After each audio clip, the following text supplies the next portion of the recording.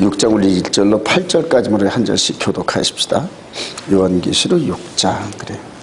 제가 1절 봅니다. 내가 보매 어린 양이 7인 중에 하나를 떼시는데 그때 내가 들으니 네 생물 중에 하나가 우레소리같이 말하되 오라 하기로. 이에 내가 보니 희망이 있는데 그 탄자가 활을 가졌고 멸류관을 받고 나아가서 이기고 또 이기려고 하더라.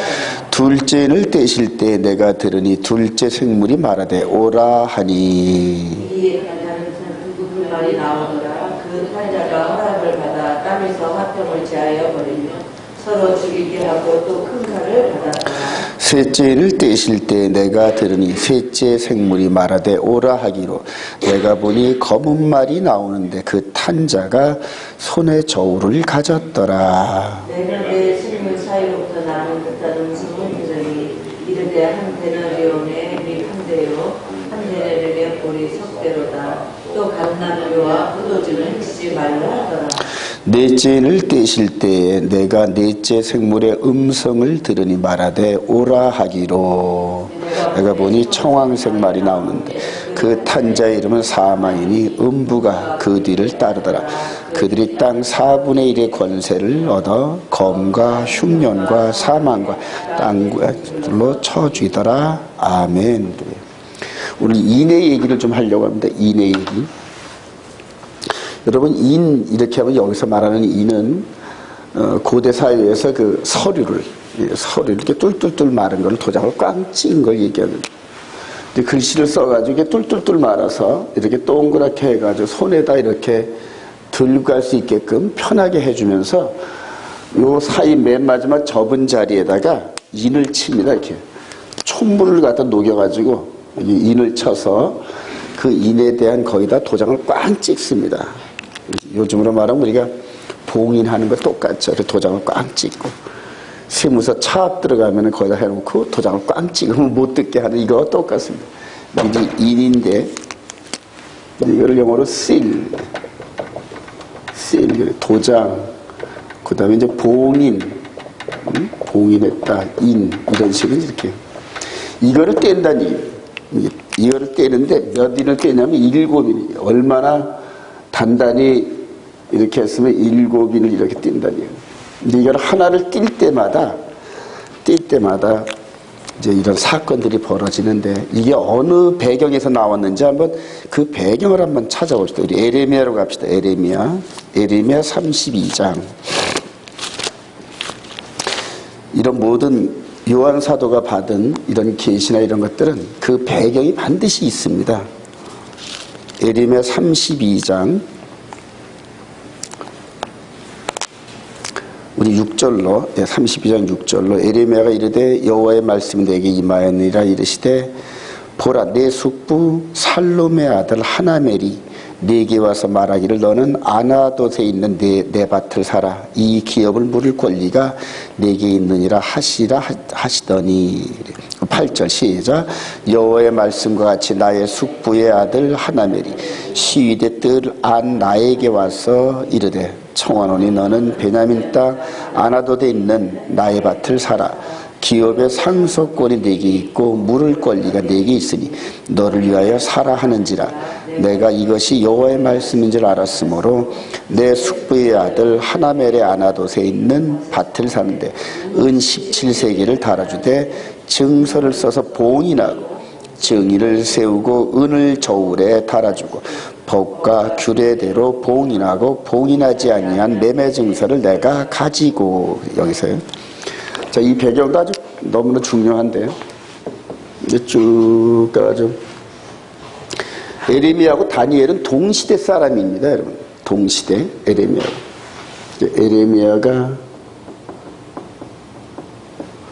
에레미야가 주전 활동하던 시대 때가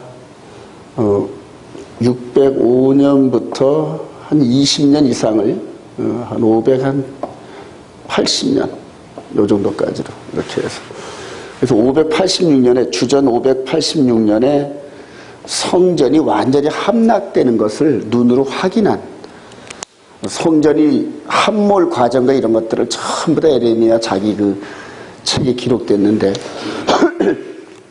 이때로부터 우리 주님 십자가 사건이 지나고 난 다음에 AD 70년에 요세비우스라는 이 사람을 통하여서도 또 제2성전이 함락된 유세비우스 제2성전이 함락되는 과정을 똑같이, 그러니까 여기는 10개 정도로 분량으로 기록을 했다 그러면 여기는 한 100개 정도의 분량으로 디테일하게 기록을 해놨습니다. 성전이 함락되는 과정.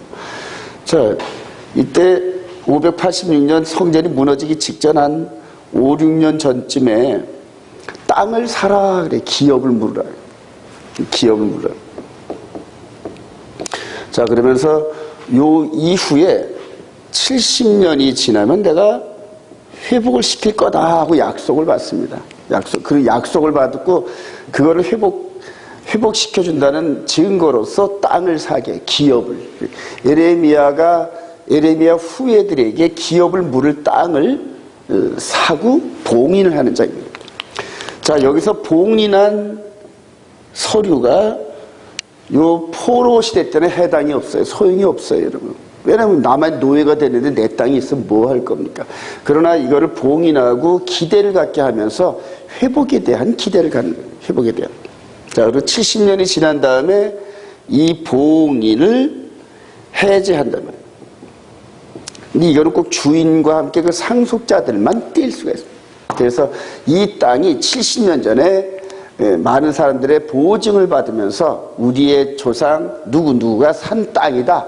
그래서 내 땅이다. 그래서 지금도 이스라엘에 지금 팔레스틴하고 싸우는 과정이 이 땅을 4,000년 전에 아브라함 할아버지가 사서 우리한테 줬다. 이런 식으로 하나님이 아브라함한테 주시고 그 다음에 아브라함이 우리의 육신의 할아버지야. 이런 식으로 해서 지금 싸움이 벌어지고 있는 거거든요. 자, 이렇게 봉인을 떼는 이런 과정, 이거와 오늘 이 계시록 이쯤 되죠. 우리 주님 재림할 이때쯤에 회복이 된단 말이에요. 이제는 만물이 회복돼요. 아담 이후로 현재까지 우리 인간들에게는 땅의 소유권이 없습니다. 죄인들한테 뭔 소유권이? 그러나 땅을 회복시켜도 주신다는 얘기거든요. 즉, 요 사건 요런 자체가 크게 보면 아담 이후로 죄의 노예가 된 우리들에게 소망을 주는데 회복에 대한 소망을 여태까지 계속 주셨거든요. 그리고 우리 주님 재림하시면서 이제 이 봉인을 띄는 봉인. 즉 그동안 죄인들이 보지 못했던 또 받을 만한 자격이 없는 우리들에게 이제는 이걸 띄워주면서 이 소유, 하나님이 지으신 모든 소유를 너희들이 기업을 물은다. 기업을 우리에게 회복시켜 주십니다. 그러니까 항상 기업 물을 자, 상속받을 자 이런 식으로 신약서 신서에 있는 이유들이 바로 이런 것들입니다. 자, 이렇게 해서 회복을 시켜서 인을 떼시는 거예요. 인을 떼시는. 그래서 인을 누가 떼시느냐? 우리 계시록 14장 아까 갑시다. 계시록 계시록 6장. 그래서 인을 떼시는데 이 인을 어떻게 된 것이냐 한번 계시록 5장 2절 한번 봅시다. 또 보면 시작. 또 보면 힘있는 천사가 큰 음성으로 외치기를 누가 그 두루마리를 펴며 그 인을 떼기에 합당하냐 하니. 그래. 아무도 없었는데 유다 지파의 사자이신 어린 양이 떼기에 합당하도다. 그래. 우리 9절 그들이 시작. 그들이 새 노래를 불러 이르되 두루마리를 가지시고 그 인봉을 떼기에 합당하시도다. 일찍이 죽임을 당하사 각 족속과 방언과 백성과 나라 가운데서 사람들을 피로 사서 하나님께 드리시고. 그러니까 피값을 지불했답니다. 죄값을 지불하신 그분이 인을 떼기에 합당하도다 하고 찬양을 드립니다. 근데 이 인을 떼는 이 시점이 점점 더 다가온다는 얘기예요. 인을 떼는. 자, 여기서 인을 떼는데 그럼 언제 봉인해 놨느냐? 이제 봉인 시점을 또 아는 게 좋죠? 봉인.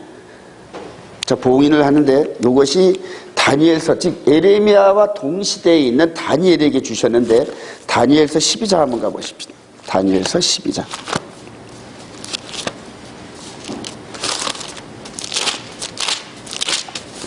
다니엘서 12장 우리 4절 마지막 다니엘에게 이제 계시를 다 주면서 다니엘이 70년이 지나가지고 이제 이렇게 귀환이 되고 회복이 되고 그 다음에 또 이 앞으로 또 이제 다니엘에게 계시를 주면서 또 말씀을 주셨는데 다니엘 시대 때는 이해를 못하는 비전이란 말입니다. 다니엘 시대 때는 전혀 이해를 할 수가 없어요. 그래서 4절에 다니엘서 12장 4절에 시작 다니엘아 마지막 때까지 이 말을 간수하고 이 글을 봉함하라. 많은 사람이 빨리 왕래하며 지식이 더하리라. 우리 9절 한 번 더. 8절 시작 내가 듣고도 깨닫지 못한지라 내가 이르되 내 주여 이 모든 일의 결국이 어떠하겠나이까 하니 그가 이르되 다니엘아 갈지어다 이 말은 마지막 때까지 간수하고 봉함할 것이니라. 그래요. 마지막 때를 바라본 계시였단 말입니다. 다니엘이 여기서 주전 아무리 빨라봤자 BC 530년 정도 되는데 지금으로부터 약 한 2600년 전이란 말이에요. 그러니까 2600년 전에 지금쯤 되어질 그 일을 큰 그림으로 함께 확 보여주셨단 말이에요. 그러니까 당시 고대 사회에서는 현재 일을 이해할 방법에서 문화가 틀리고 다 다르니까. 근데 그거를 또 우리 다니엘이 궁금해서 기도해도 자꾸 물어보니까 니네 시대에는 죽었다 깨나도 이해 못하는 메시지야. 그리고 봉함을 했단 말이에요. 여기서 이제 봉함을 해보세요. 봉함했던 말씀이 마지막 우리 주님 재림할 때쯤 돼서 하나님의 종들을 통하여서 해제를 시켜주신단 말이에요. 이렇게 해제를 하나하나 띄는 때. 여기까지 이해가 되십니까? 계속 따라오세요. 자, 그래서 다시 한번 또 우리 계시록 우리 6장으로 갑니다. 자, 계시록 6장에 첫째 인을 뗄 때에 흰말을 탄 자가 나타나고 둘째 인을 뗄 때에 붉은 말이 나타나고 셋째 인을 뗄 때에 검은 말 넷째 인을 뗄 때 청황색 이런 식으로 차례대로 나옵니다. 자, 첫째 인을 뗄 때 흰말 둘째 인을 뗄 때에 붉은 말 셋째 인을 뗄 때에 검은 말 넷째 인을 뗄 때 청황색. 자, 이런 부분에서 이 붉은 말은 전쟁 뭐 이런 식으로 많이 풀죠. 근데 지금 요즘에 키포인트가 신말이 누구냐 그래요. 신말이 도대체 누구냐 그래요. 이걸 두 갈래 있죠. 하나는 그리스도고 하나는 적그리스도고 이런 식으로 해가지고 갈립니다 이렇게. 근데 어느 쪽을 선택하냐에 따라서 해석이 끝에 가면 정반대로 나타나게 돼 있어요. 왜냐면 입구가 다르니까 반드시 출구가 다를 수밖에 없거든요 이게. 자, 근데 이것을 정확하게 해석해 주시는 분이 있어요. 우리 마태복음 24장으로 가십시다. 그 사람들 이런 것들을 풀을 때는 기록되질 성경을 기초로 해가지고 자꾸 기도하고 물어보고 우리 주님께서 우리 2000년 전에 우리 제자들에게 이런 부분들을 힌트를 주셨어요. 24절 1절부터 한번 읽어봅시다. 시작. 예수께서 성전에서 나와서 가실 때 제자들이 성전 건물들을 가리켜 보이려고 나온 대답하여 이르시되 너희가 이 모든 것을 보지 못하느냐 내가 진실로 너희에게 이르노니 돌 하나도 돌 위에 남지 않고 다 무너뜨려지리라. 예수께서 감람산 위에 앉으셨을 때 제자들이 조용히 와서 이르되 우리에게 이르소서 어느 때 이런 일이 있겠사오며 또 주의 임하심과 세상 끝에는 무슨 징조가 있으리이까. 예수께 대답하여 이르시되 너희가 사람의 미혹을 받지 않도록 해라.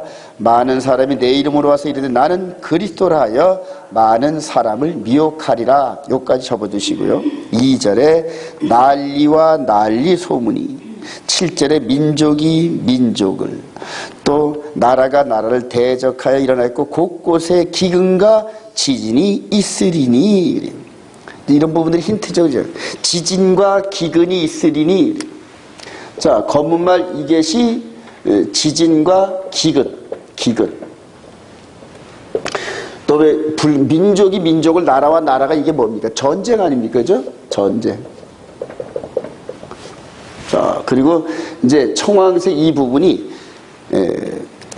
9절에 보니까 그때의 사람들이 너희를 환난에 넘겨주겠으며 너희를 죽이리니 너희가 내 이름 때문에 모든 민족에게 미움을 받으리라. 죽음. 이런 부분. 자, 그러면 죽음, 기근, 전쟁 이 부분은 우리 주님의 말씀에 의해서 해석이 됐는데 이 신말이 뭡니까? 그 위에 딱 한 자리가 남죠. 4절에 보니까 예수께서 대답하시되 너희가 사람의 미혹을 받지 않도록 주의하라. 많은 사람이 내 이름으로 와서 이르되 나는 그리스도라 하여 많은 사람을 미혹하리라. 거짓 선제. 그래서 이거를 적그리스도라고 결론을 내릴 수가 있습니다. 수학 공식 풀듯이 대입하면 됩니다. 대입하면. 자, 그러면은 이 적그리스도가 나타나는데 이 적그리스도가 나타날 때는 최대한 자신의 때가 될 때까지 계속 하나님께서 등장을 막아버린단 말입니다.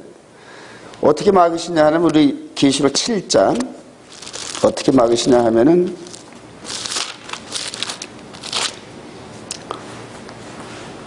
계시록 7장 1절부터 한번 읽어봅시다. 2일 후에 시작.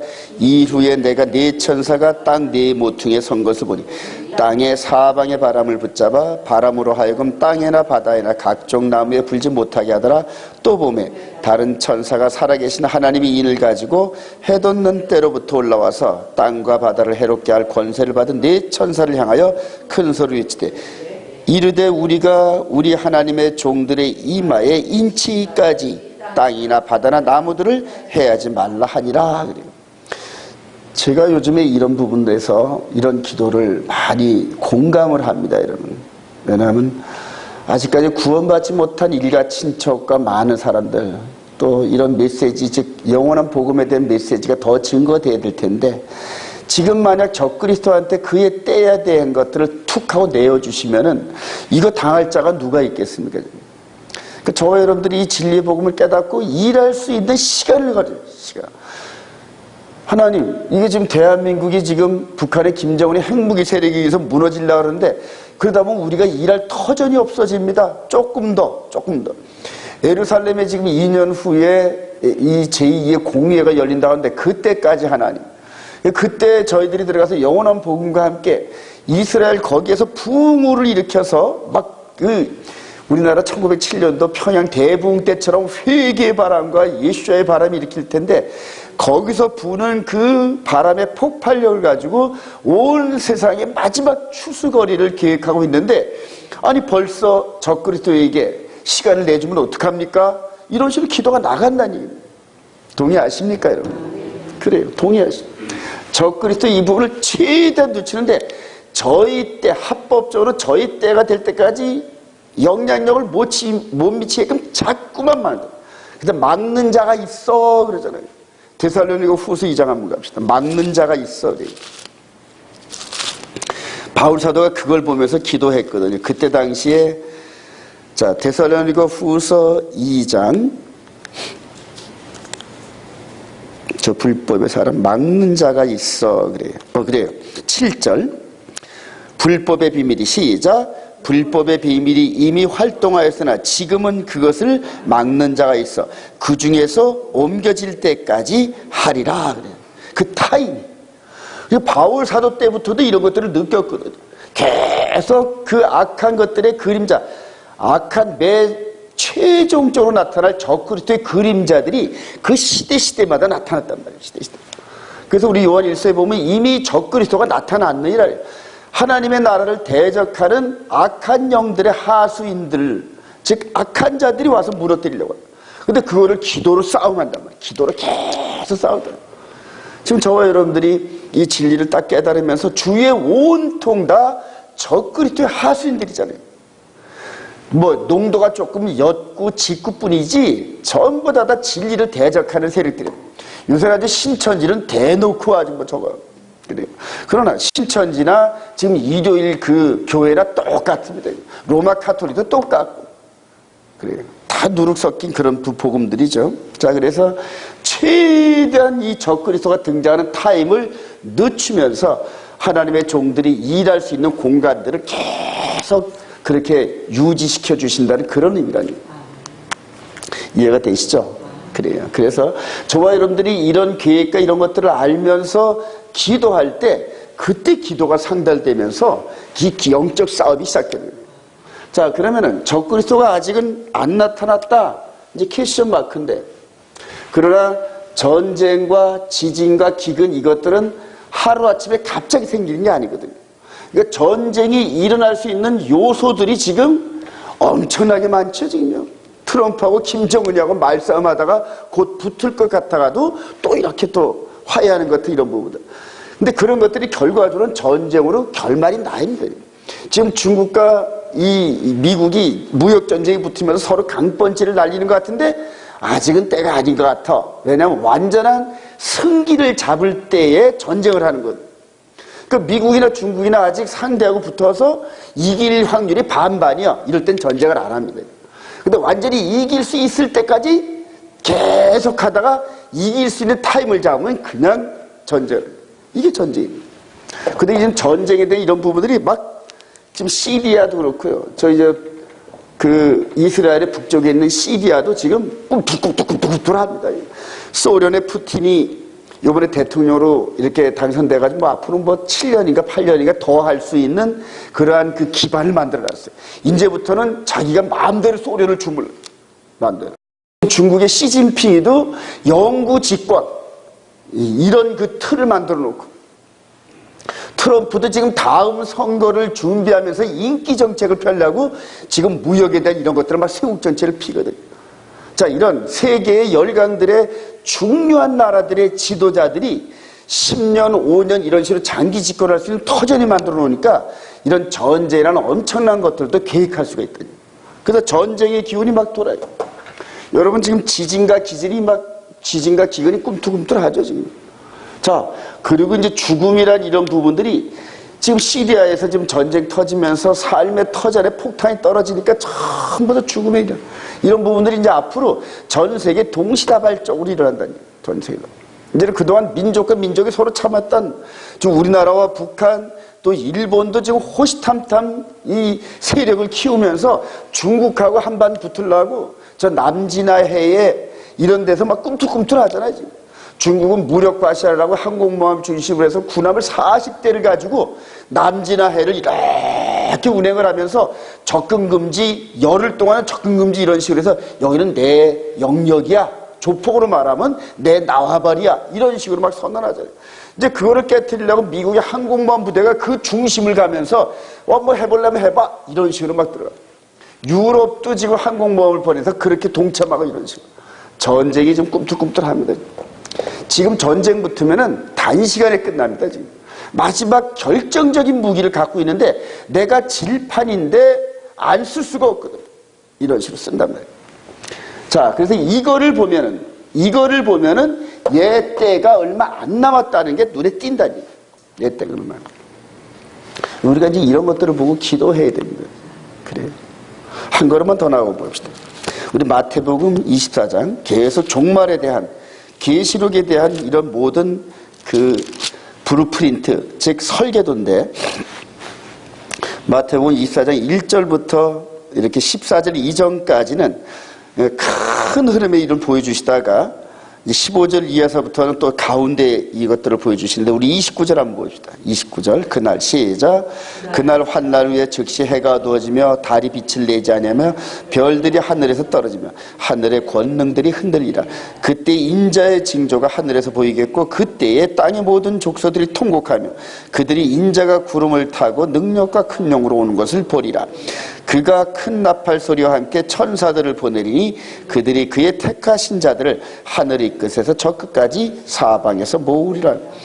28절. 그날 환난 후에 즉시 해가 어두워지며 일식사건, 달이 빛을 내지 아니하며 별들이 떨어지는 이런 천체의 사건들이 일어나는데 그동안 이런 것들을 해석하지 잘 못했죠, 여러분.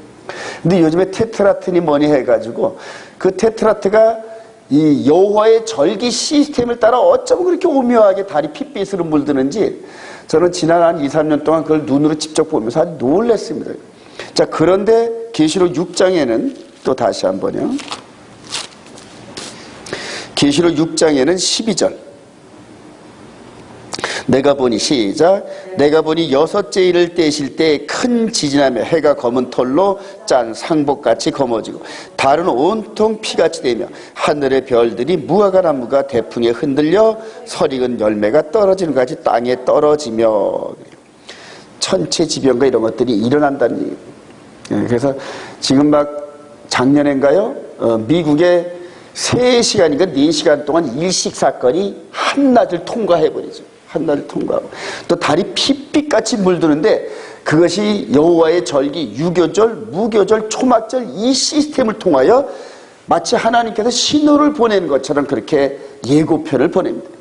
근데 이제 그런 천체나 이런 것들을 이렇게 계산하다 보면 언제 일식 사건이 있고 언제 달이 핏빛같이 물드는 통계로 잡힌다. 통계로. 그런 통계를 따라서 하나님께서 이루시는데 저와 여러분들이 이런 환난과 이런 것들을 통과하면서 이렇게 그런 말씀들을 묵상하다 보면은 어느 때까지네 하고 환난과 이런 어려움을 인내할 수 있는 힘이 생기기 시작해요. 그럴 때 주위에 많은 사람들을 함께 공유했던 사람들, 뭐 예전에 말하면 뭐 지하 카타콤에 들어가기도 하고 땅속에 숨는도 막 이런 경우들이 있는데 언제 오실 것인가 하고 그대로 기다리면서 믿음의 신앙을 잊어버리질 않는 그러한 그 영적인 순결이 필요하다.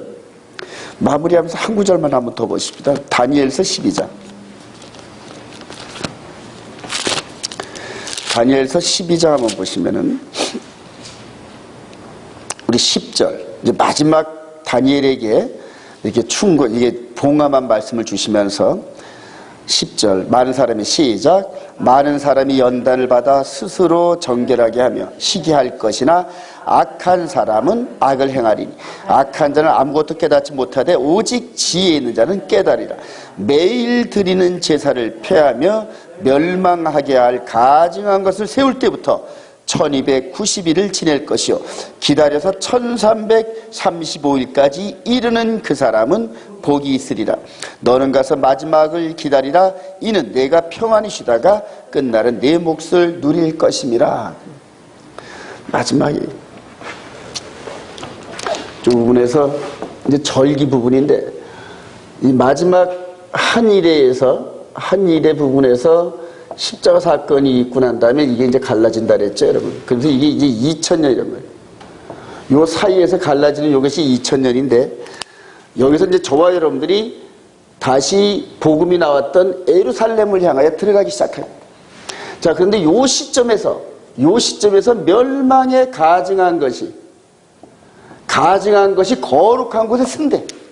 근데 읽는 자는 깨달을진저. 자, 이때로부터 요것이 세워지는 중공식을 딱 가지는 그날부터 며칠을 1290일. 1290일을 지나서 45일을 더 지나서 1335일까지 견디는 자는 복이 있다. 그래서 마지막 핵심 포인트는 이 예루살렘의 거룩한 곳에 멸망에 가증한 것이 서는 그때부터 카운트다운이더라고요. 그러니까 이 전산년반 42달 우리 주님께서 유월절, 무교절, 초실절, 오순절을 사용하시고 절기가 딱 홀딩됐단 말이에요. 그리고 이제 긴 기간 동안에 나팔절이 시작되면서 이제 나팔절, 대속절, 초막절이 시작될 터인데 이 후반기, 즉 후 3년반의 절기가 시작되는 그 타임이 스타트가 뭐냐 하면은 멸망에 가증한 것이 거룩한 곳에 선 것을 보거든 읽는 자는 깨달을지죠. 이때부터 카운트다운. 오늘 저와 여러분들이 이제 초실절 이후에 오멜색이 며칠째? 6일째라고. 6일째라고. 7일째. 그 다음에 열흘째, 20일째, 40일째는 뭔 일이 벌어질지 이전에 2000년 전에 주님이 제자들과 함께 동행했던 그런 과정들을 그 시간 타임 스케줄을 한번 밟다 보면은 성령님께서 그때 제자들이 받은 감동과 동일한 감동들을 부어주신다. 지금 하나님께서는, 지금 성령님께서는 우리로 하여금 하나님의 계획을 성경대로 깨닫게 하려고 얼마나 애써주시는지 몰라요. 근데 우리들은 그 내일대로 가지 않고 우리 생각대로 가니까 이게 잡히질 않는 거예요. 안 되나요? 그러나 하나님께서 이렇게 절기나 이런 시스템을 통하여 이미 다 브루프린트를 만들어 놨는데 그걸 따라가야 깨닫게 하시는데 다른 길을 따라가니까 깨닫지를 못합니다. 자, 1290일, 1335일 이 부분에서 후 3년반은 며칠인 보통 보내면 1260일 한때 두때 반때 42달 이런 식인데 여기에서 30일을 더하래. 그리고 45일을 더하니까 플러스 75일이란 말이에요. 1260일 플러스 75일 이것이 도대체 뭔 뜻일까 고민하다가 초막절 끝자락과 한우카 절기가 75일 차이가 있더라고요. 근데 이 다니엘에게 이 메시지 줄 때는 한우카 절기가 없었어요, 여러분. 한우카 절기는 요 다니엘 이때로부터 한 400년 후쯤에 안티오코스 에피파나르스라는 미친놈이 성전에 돼지피 갖다 뿌리고 이런 식으로 해가지고 그대로 마카비 혁명을 일으킨 이런 역사인데 아직 다니엘 때는 한우카에 대한 이 부분이 예고편이지 없었단 말이에요. 그러니까 다니엘에게 아무리 설명해도 모르거든요. 그러니까 너는 그냥 네 시대에 네가 충실하게 일했으니까 그냥 퇴장하고 이후로 미뤄도 그래 봉함을 한 거예요. 자, 한우카 절기가 12월 25일 금방이란 말이에요. 9월 달에 초막절 절기가 끝나고 12월 달까지 보니까 그때가 75일 정도의 이 차이가 있더란 말이에요. 저와 여러분들이 앞으로 이런 그 후 3년반 절기 시스템을 하나하나 몸에 익은 대로 가다 보면은 초막절 절기 이때 엄청난 뭔 사건이 벌어지면서 참 이렇게 75일을 향하여 걸어갈 때 모르겠습니다. 저와 여러분들이 이때 예루살렘에 있을런지 아니면 여기에 있을런지 모르지만은 이 75일에 대한 이런 이런 부분들이 엄청나게 힘이 될 겁니다. 오늘 이렇게 주어진 말씀 안에서 다니엘에게 부어주신 지혜를 그때는 이해를 못했지만 하나님 이제 우리 주님 오실 7인이 때는 이런 때가 됐는데 저와 여러분들에게 이 지혜를 열어주세요 하고 기도하시기 바랍니다. 그래서 마지막 때 지혜 있는 자는 궁창의 빛과 같이 빛날 것이요 많은 사람을 옳은 대로 돌아오게 한 자는 별과 같이 영원토록 빛나리라. 할렐루야. 그렇게 빛나는 저와 여러분 되시기를 주님의 이름으로